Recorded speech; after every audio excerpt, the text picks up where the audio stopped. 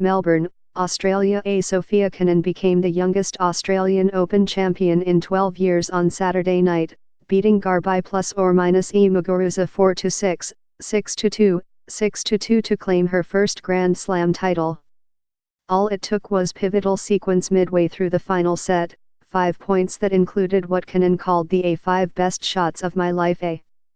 Serving at 2-2, Kenin fell behind 0-40, 1 point away from dropping the game and giving Muguruza a significant edge in the match. Instead, Kenin played bold yet controlled, hitting 5 consecutive winners to turn things around. She won her first point in the game with an inside-out backhand. The next, with a backhand down the line. She got back to deuce with a forehand down the line. She then took an advantage with a wide ace past Muguruza's forehand, and closed out the game with a passing cross-court forehand. She punctuated her escape by throwing the ball she had been storing in her pocket high in the air. After that, I was on fire, Kenin said. I was ready to take the beautiful trophy. All 4 of the rallies Kenin won in that decisive game extended beyond 10 shots, mirroring the dynamic between the players throughout the match. Both players prefer to dictate rallies, but Kenin proved the more comfortable counterpuncher and the better player in long exchanges. Kenin won 23 of 34 points that lasted 9 shots or longer. Her coach and father, Alex Kenin, said that he expected his daughter to rise to the occasion, but that even he was staggered by what she produced. She pulled out something unbelievable, he said. Hitting 5 winners, that goes to history. After Kenin fought back to go up 3-2, Muguruza crumbled.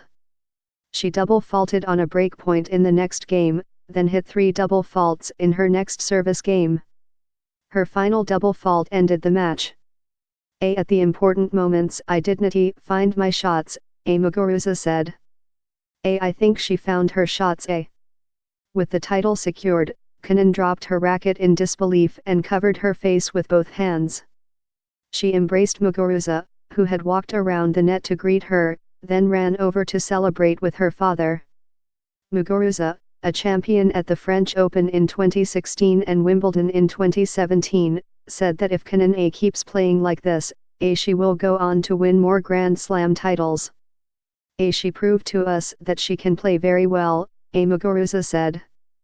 And play very well in the important moments, which is a different story. I think Ita's even more special. Kenina's victory in her first major final represents a growing youth takeover in women's tennis. At 21 years and 80 days of age, Kenin is 22 days younger than Naomi Osaka was when she won the title last year. In the previous Grand Slam tournament, the United States Open in September, the champion was the 19-year-old Bianca Andreescu. Kenin is the youngest champion in Melbourne since a 20-year-old Maria Sharapova won here in 2008. The youngest Australian Open champion is Martina Hingis, who was 16 when she won in 1997. Following in Sharapova's footsteps seems fitting, as Kenina's path in the sport has been similar. Kenina's parents first moved to the United States from Russia in 1987, but traveled back to Moscow for Sofia's birth so they could have the support of their extended family. The Kenins returned to the United States soon after, and tennis quickly became a part of Sofia's upbringing.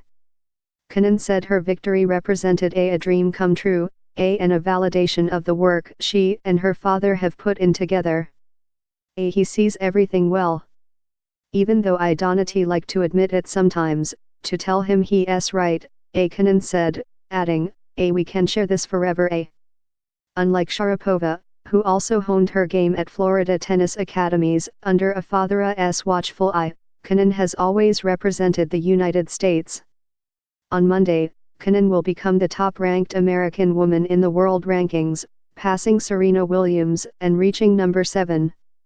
She will be the youngest American woman to debut in the top 10 since Williams in 1999. Kenin defeated Williams in the third round of the French Open last year, a victory that she said helped build her confidence. I feel like, after that, things just took off, Kenin said this week. Kenin, who was named the UTA's Most Improved Player of 2019, racked up 3 WTA titles last year, but at minor stops on the tour, Hobart, Australia, Majorca, Spain and Guangzhou, China. She had never advanced past the fourth round of a Grand Slam event before this tournament, when she did so by beating a more highly rated young American, the 15-year-old Coco Gauff. Kenina's championship comes at a time when no woman has been able to consistently dominate, leading to variety in the late rounds of Grand Slam tournaments. Saturday's matchup between Muguruza and Kenin was the fourth consecutive Women's Grand Slam final without a top 5 player. Kenin is the 8th first-time champion in the last 12 Women's Grand Slam events. Kenin, seeded 14th, did not face any seeded opposition at this tournament until the semifinals, when she saved 4 set points to defeat top-seeded Ashley Barty, deflating the hopes of Australians who had banked on Barty's becoming the country's first homegrown singles champion since 1978.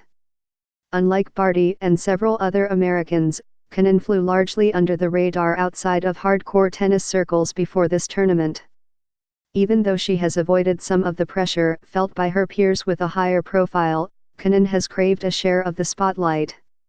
When she turned the corner into the press room on Saturday night and saw it packed with reporters, she gasped and smiled as if she had just won again. So many of you guys are here. I am just not used to this, Kenin said. It's my first time, first everything. I am taking it all in and doing it really well, so thank you guys for coming. Christopher Clary in Melbourne contributed reporting.